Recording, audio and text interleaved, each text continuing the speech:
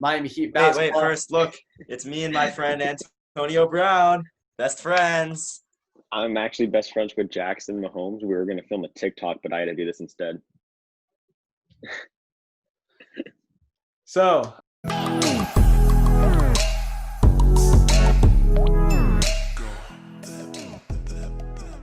welcome back, everyone. Episode 11 of Make Your Point. I am Avin. Today we're going to talk some football, some basketball. We are back. It's been a little bit, but some news has been finally going on as sports are making its return, and we are very excited. Joining me today, two of my good friends. We got Jake Liguori and my varsity water polo goalie co-host, Zachary Roisman. Hi. There's everyone.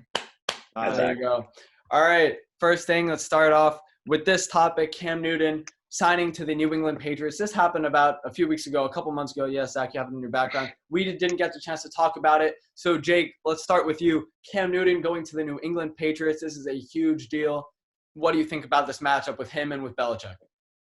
I think that obviously out of the free agent pool, I think him and Jameis Winston were arguably the two best. I would have edged out Cam Newton over Jameis Winston. So first off, I'm proud to see him, and I'm happy to see him to go to a team. With that being said, the Patriots I was expecting it, but I don't think it was top of my list because everyone was sort of hyping up Jarrett Stidham, saying that Belichick is like the quarterback whisperer and he can turn him into the next Tom Brady or Tom Brady replica or whatever. So for them to just sign Cam Newton, I think is what they would want. They would want Stidham to sit behind Cam Newton, sit behind another quarterback with experience for another year before Stidham has the reins of the Patriots offense. So I think it's a good deal. It's a good sign for the Patriots for the upcoming year. Yeah, I think with being for Jarrett Stidham being able to sit behind Tom Brady that first year, what was great for him, and that'll definitely give him a little bit of an edge in the future. Now, Zach, Cam Newton on the New England Patriots, what's your take and how you think it's going to play out this upcoming season? I actually like this a lot. I was really happy when Tom Brady left the Patriots. I'm like, yes, the AFC East might actually have a fighting chance this year. And without Tom Brady, I did feel that the Bills would be number one in the AFC East. And I still think that they will be. But I thought that the Jets and Dolphins might actually have, a solid, strong chance. But now with Cam Newton coming in, I actually think that they're better off than they were last season just because they're bringing in a new quarterback. And even though I don't think Cam Newton is better than Tom Brady, Cam Newton's great. And in an offense that was kind of very tired last year, they still don't have really any strong receivers. They have a very weak receiving core. I think that bringing in a new, very talented quarterback who is especially, can possibly get something going with himself running the ball, I think that could really help recharge the offense to match the very strong defense. I think you're exactly right. Cam Newton is going to be a great fit for that team. I don't know if you guys have been seeing all the YouTube videos, the Instagram videos, everything that he's been posting, but he is like, I'm back. Yeah. I'm enough being humble. I'm ready to come back. I'm ready to kill. I think both you guys and I agree that when he is at his healthiest, he is an MVP caliber player. And 100%. If he is that way, and as he's saying he is, then I think he's going to perform at his highest level ability that he can this upcoming season, especially with Bill Belichick. Speaking of quarterbacks, staying in the NFL range right now, the guy right behind you, Jake, Patrick Mahomes, just signed a 10-year, that one. Right here. a 10-year, $503 million deal. Actually, 12 years because he has 2 years left on his current contract.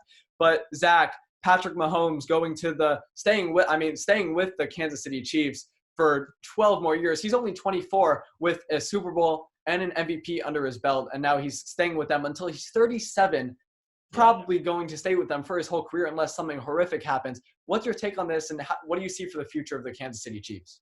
Well, I have two major things. I told you this makes it 100% plausible for Mahomes to eventually become a billionaire. And I know that the deal is around $500 million. Yeah. So he's not there yet, but I mean, if he invests some of this money, he will be a billionaire. But that's not really important. As far as his career goes, I think this is really, really great for him because what it means is that now he has a job for the next 10 years. For the Chiefs, I think it means that now they have this quarterback, and it's really hard to say whether or not he's going to, slow down, if he's going to get worse, you can't really know now. But it means that they have a quarterback, and I don't, again, unless he ends up, not doing great or is suffering injuries or whatever, this has the potential to be really, really great for the Chiefs. If he can play the way he plays right now or somewhere near that for the next 12 years, then they now have a shot at the playoffs every year for the next 12 years. With that being said, you never know what's going to happen over 12 years. But in 12 years from now, he could just be garbage. And now the Chiefs are still paying for a quarterback that's not even great anymore. I think that it's a little bit risky just to be paying someone that far in advance. But if that's what's needed to secure that level of player, that type of franchise player, then I do think it's worth it.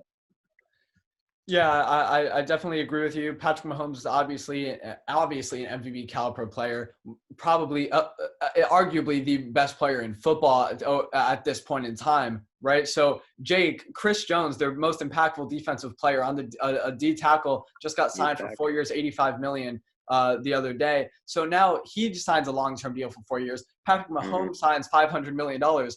How do you think this is going to work if they keep giving long-term contracts to everybody? Because eventually they're going to have to get to Kelsey and Tyreek Hill. Do you think they can keep this core together? I think that's what they're going to attempt to. They're going to keep this like their main offensive, defensive core. And over time, they're going to attempt to maybe be the next NFL dynasty, which I'm going to touch on what Zach said about the uncertainty of Patrick Mahomes. My only issue with the deal, I think he's worth all the money, and I think he can definitely play another 12 years, but I don't agree with signing a contract for 10 years because now he's essentially locked himself in KC for maybe the rest of his career. If he's right up to play after that, he can obviously move somewhere else and he'll get the money for it and the contracts for it. But signing back veteran players that are the key parts of their offense and their defense, they're definitely trying to win now, and seeing as last year they did win the Super Bowl, they're going to try to keep that caliber for next season and keep attempting to perform at the high level that they already have. Yeah, but don't you guys also kind of think that now Andy Reid, the second best coach in football probably, right under Bill Belichick, and they have Tyreek Hill right now, they have Sammy Watkins, Travis Kelce, great offensive line, great defensive team right now as well. Don't you think that they can possibly win 2, 3, 4 Super Bowls in upcoming years? 100%. Yeah.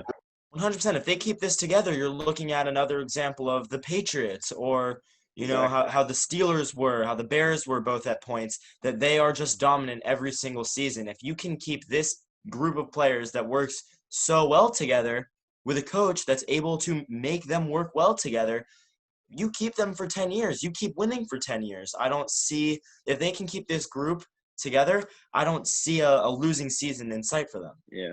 I think their potential is through the roof. And until they start winning championship after championship and I start hating them like the Patriots, then I think I don't care. I'll cheer them on. I like Patrick Mahomes as a person, as a player. Yes. I like their team. They're in the Dolphins conference, but they're not in our division. So it's I'm fine. I'm perfectly fine with that. But Madden NFL 21, the famous video game that all of us play, just came out with some Madden ratings this week. They're starting to release new information about the game, get things ready so that to get fans excited. And the running back ratings came out. Jake, I know you have some stuff to say about that. The quarterback ratings came out as well. So I want to stick with that first as we're talking about Patrick Mahomes right now. Patrick Mahomes is labeled as the number one quarterback in the number one player in the game with a 99 overall, and then number 2 Russell Wilson, who's at a 97, 3 at Lamar Jackson. We got Drew Brees at a 93, Tom Brady at a 90, and then Aaron Rodgers at an 89. What do you think about Aaron Rodgers' 89? I think he's definitely carved himself out a Hall of Fame career, and that's not from every year. I think that's also he's continuing this flow through last season too, making it to the AFC Championship and falling short to the runner-ups in the 49ers. But with that being said, he's definitely still has a skill as he's maintained it and he's still able to produce numbers and run the Green Bay offense. So I think that obviously he's being robbed here. It shouldn't be an 89. He should be, at least in my opinion, a 93. I would give him a 91. but definitely have him Yeah. above Tom Brady. Yeah. Tom Brady coming off, like you said, a tired offense and moving cities. It's so much uncertainty that I'm fine with him being a 90, but Aaron Rodgers, The 89 reason is I just think way it's too low. especially okay to leave Tom Brady at a 90 is because as good as he is, he's 42 years old, right? But he's also getting weapons in Rob Gronkowski for a second time, Mike Evans, Chris Godwin. And if he's having crazy numbers, I think that's completely understandable. Well, as but far Aaron as the Rodgers receiving hasn't had core, any weapons in 10, 15 years, Right. and he's been doing everything by himself. Exactly. And as Stephen A. Smith says, man, he's a bad man. His arm is still crazy. He can still sling the ball 70-something yards. At 30-something years old, he's still a great quarterback. So I think 89 is a little bit too low. well, as far as a receiving core, you see that Tom Brady is now moving to one of the best receiving cores that he could ask for right now. Yeah. And Aaron Rodgers has been dealing with Devontae Adams jack for the past, so many years. So I think it makes sense. I think it makes sense for them to be close. But as far as just talent and the ability to be a good player, which is what I believe the Madden ratings should be, I think that Aaron Rodgers, without question, should be higher than Tom Brady. Yeah. Even if you leave Tom Brady at that 90. The second player that came out announced as a 99 a couple days ago was Christian McCaffrey, CMC, running back for the Carolina Panthers, 99 overall. He has the highest juke, highest spin, whatever other stuff in the game as well, which is completely understandable because of his rating and his just athletic ability in general. We saw it last season, 1,000 receiving yards, 1,000 rushing yards. Obviously, in my opinion, the best running back in the game. But Jake, you had a hot take where you don't think he actually deserves to be 99, even though he's the best in the game. I think, and he's the best in the game. In running backs, he's the best in the game. I think he's the best in the league. But with that being said, a 99 in Madden was only given to 4 people last year, right? Yeah, somewhere around there. But with that being said, I don't think he's a top 4 player in the league. I don't know how many 99s are this year, but 99 being the top of the game, top of the league. Christian McCaffrey does put up numbers, but I don't know if he's like the on-field commander and like the go-to for a Carolina offense that was kind of weakened. Right. But I don't know. Well, I 100% agree. Yeah. I think 98. I'll give him a 98. I would give him a 97 or a 98. He's great, but I just don't see him being 99 is as close as you can get to perfect. I wouldn't give him that. Yeah, number 2, it actually has a pretty big jump. Number 2 in the running backs is Derrick Henry at 93, and then you got Nick Chubb at 92. I think that might even be a little too high. I think that's Elliott 92. I think that's a little bit too high. Dalvin Cook is at a 91, and this blew my mind. He's tied with Saquon Barkley at a 91 as well. I think if they should both be bumped up. First of all, I think Derrick Henry 100% be above Chubb. Derrick Henry is too low. First of all, yes, he should be higher just because again, all over the freakish athletic ability. And then Saquon and Dalvin Cook should be right under him, at least a 93, 94, 95, somewhere. I would have Saquon at a 95, and I would have Derrick Henry at a 96. I believe that not anything personal to Nick Chubb. I don't think that he is better than either of them. I think and also I would give Dalvin Cook a 94. Is that on the Cleveland Browns, he was still splitting carries with Kareem Hunt and producing insane numbers, which is pretty impressive.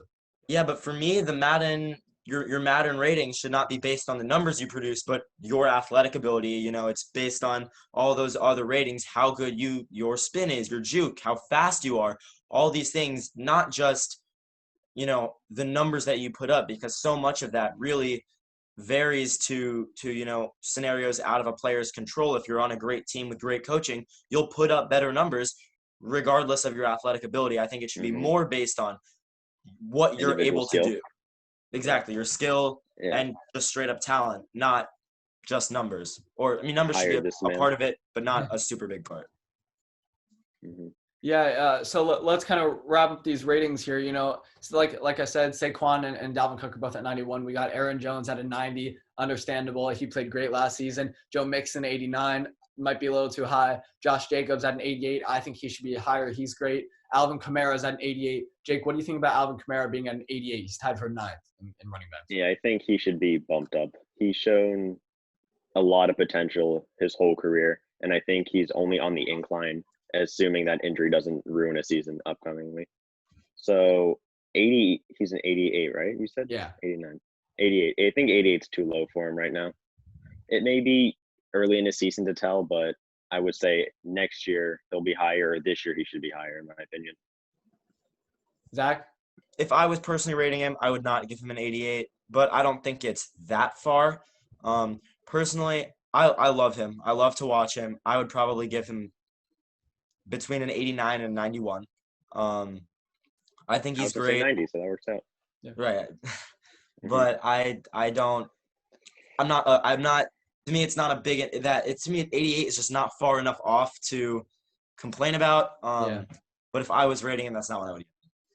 I think it's a little funny that we're talking about rating Madden ratings, and right now, like, we're literally rating the Madden ratings right now, just because kind of as kids, we grow up learning the players from the games, learning their skill sets and their talents from these Madden football games. So, Zach, some players that got dropped out of the top 10 from the previous Madden game, players like Todd Gurley from injury, Melvin Gordon just having a bad season with the Chargers, Le'Veon Bell, who when healthy and at his best is an unbelievable talent.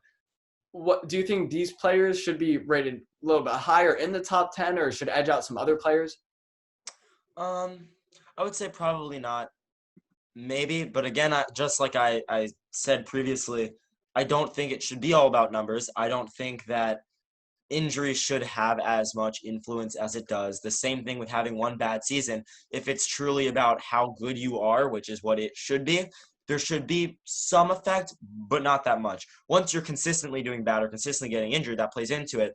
And of course, being injured, coming back, there is that, feeling of uncertainty of how well they are actually going to play and where that speed is at. When you're coming off of an injury, your body is not all the time, but there is reason to believe that a player will come back not less talented, but definitely weaker than they left the game. So for both Melvin Gordon and Todd Gurley, I would say that there is definitely reason to put them lower, but it shouldn't have as much of an influence as it does. And I don't know if that is the sole factor for them dropping, because I also don't think I would have them in the top 10 regardless, in my personal opinion. Yeah, so yeah, I agree. Yeah, go ahead, Jay.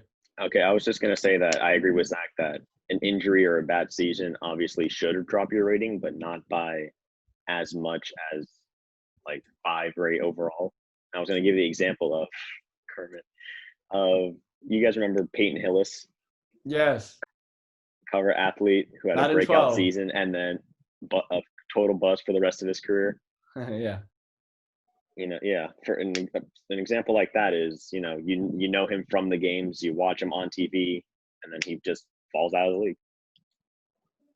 Yeah, I think you're definitely right. We've talked about football for a while now, so I kind of want to shift to the NBA a little bit. Look, I got my Tyler Hero jersey on, Miami Heat basketball. Wait, first, look, it's me and my friend Antonio Brown, best friends. I'm actually best friends with Jackson Mahomes. We were going to film a TikTok, but I had to do this instead.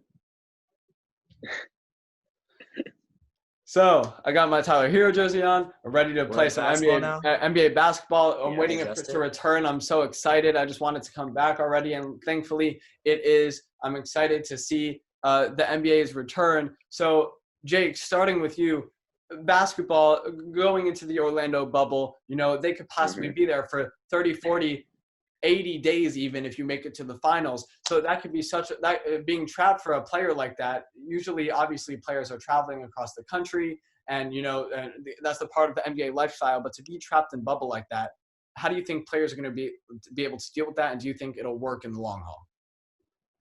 I think that it's fine. Honestly, it's obviously for social distancing, and I think that it's fine. They're just locked in basically with their teammates, their second family, some say in sports. But to make a deep playoff run and to be there for 80 days, I don't really see that taking a toll on their mental state or emotional state or whatever. I think they'll be fine. They'll have a lot of fun with the services provided and with the whole ballroom, practice courts. But I think it's fine. I think it was a good move for both franchises of Disney or companies of Disney and the NBA to kind of swoop in on this opportunity to give the fans what they want. And I think they're doing it fine. I don't see any problem in what they're doing and how they're executing their plan right now. I agree. I actually think that this is great for players unless there's issues, which I'll say in a second. But as far as not traveling, I think it's better. Now they have no excuse not to be well rested every day. There's no excuse not to be training, working out every day because where else are they going to go? So, as opposed to flying all over the country, that's high stress. That's not great for sleep schedules and other things. I think that now all they really have to do is be with their team, their family, practice and work out, which having only those things to do, I don't see how that can hurt anyone. The only issue that I could see arising, which could also be a benefit, teams that have poor chemistry, I think that being stuck with your team is going to either exacerbate that problem or help to solve it. If you have poor chemistry, but now you're living together, that can either make you hate your teammates or it can make you grow to, become actually much stronger friends and build upon those relationships. So I think that being locked, not literally locked, but in a bubble with just your teammates, your family, your coaching staff, I think that is all a player could really ask for. Maybe it'll be less fun for them, but as far as their performance, I don't see how it could hurt. I'm super excited to see what's going to happen in the NBA bubble this season. Obviously, Adam Silver and the NBA Player Association, the NBA PA, has worked very close together to come up with a great way to resume the playoffs and to resume the season. So I'm very excited. I actually got the chance a couple weeks ago to speak to my friend Jesse Staple, who has been on the show before, to talk a little bit about the NBA's return. So I'm going to show you my conversation with Jesse, and we will be right back. Thank you. Welcome back, everyone. Again, Jesse, thank you for joining me again. Let's talk about the NBA. The NBA is going to return in July 30th. The schedule came out. All the games are here. Every team is going to have that 8-game short regular season. There's 22 teams. And right now, the NBA there's a lot of skepticism around the restart right now. A lot of Nets players, Kyrie Irving, Kevin Durant, Wilson Chandler, DeAndre Jordan, who tested positive for the coronavirus. Spencer Dinwiddie still unsure. Nico Claxton, I think his name is. He doesn't want to go either. So a lot of Nets players are going to are not going down there for either social justice or coronavirus reasons. Or Wilson Chandler, I believe, said he wanted to be with his family. So a lot of Nets players, a few Pelicans players and staff got it. So did Nuggets. The Nuggets closed their training facility, their practice facility yesterday. Jesse, what do you think about what they're talking about right now, how certain players are getting the virus or declining to go to the restart? How will that affect it when the time comes? Well, this was something that I feel like a lot of people could have seen coming. Like some people take it to more, let's say, extremes than others. Like some people care more about being safe than other people do.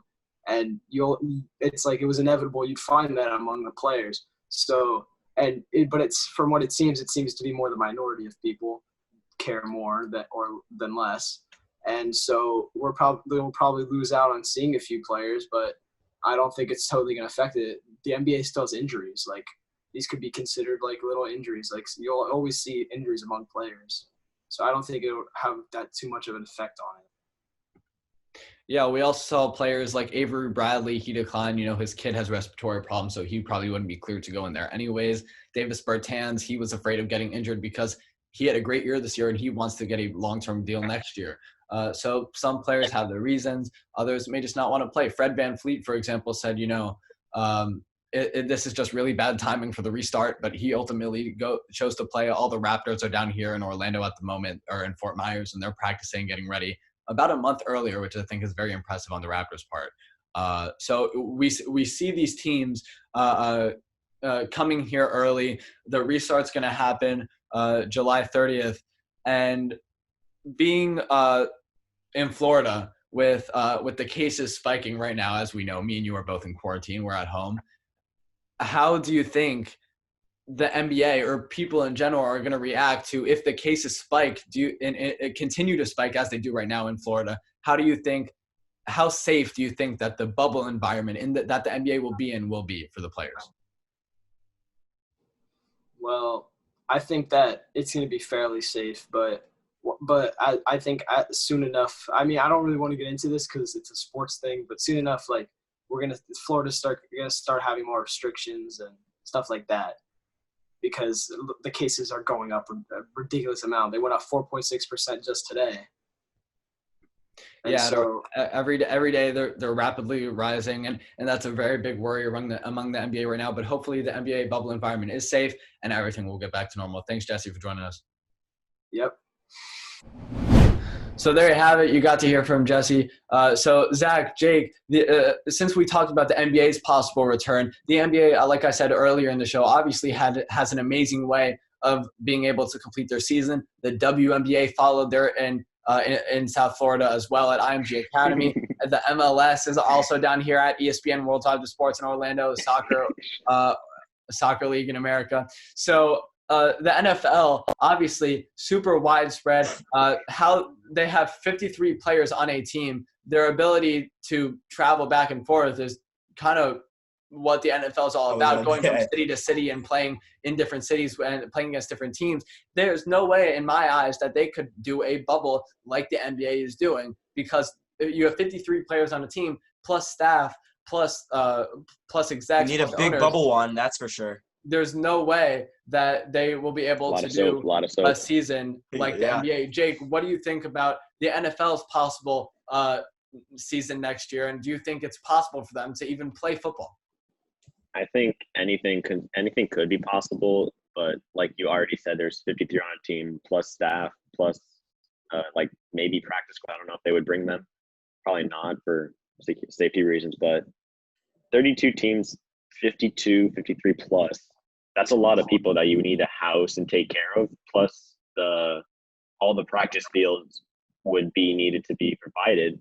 And with that being said, a football field is obviously a lot bigger than an NBA field. So in my mind, there's a very, very, very slim chance of them recreating a bubble like the NBA would have. And I think it would just be more logical to postpone the season. Zach, what about you? I can't pretend to be an expert enough to really be able to present a valid solution. I agree with Jake.